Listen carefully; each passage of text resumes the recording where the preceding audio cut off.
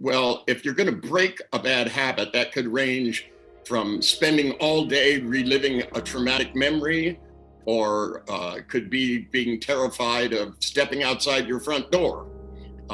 There are obsessive compulsive people that open and close a drawer 55 times and then wonder whether it was enough and do it over again. All of these are learned behaviors and neurocortical pathways. Even though there are millions and billions of them, there are literally as many neurons in your brain as there are stars in the galaxy. And each one is talking to 10 to 100 others. So the number of possible combinations is literally infinite. But be it ever so microscopic, it does it by size.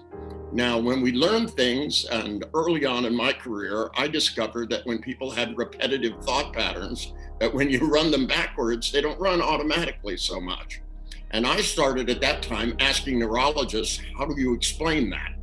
And that's when they began to explain to me things about how neurology worked more at the mechanical, chemical, and electrical and magnetic level. And when they did that, it began to make sense, because a lot of the techniques that we developed by sheer chance, by trying things that other people hadn't tried. Most of my clients were brought to me by either doctors, psychologists, or psychiatrists, primarily psychiatrists, who just kept doing the same thing with people and getting frustrated that they weren't getting anywhere.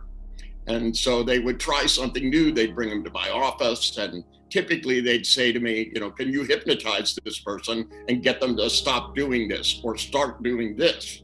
So shy people don't talk to people, and phobics, don't go up the elevator. My job was to get it so they could. And not only so that they could, that they would want to.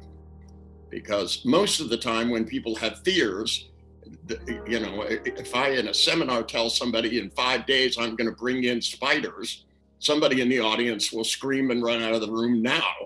And there are no spiders. So the fear isn't in the spider. The fear is in thinking about the spider. And if you change the way you think, it changes the way you feel, and therefore it will change what you're actually capable of doing.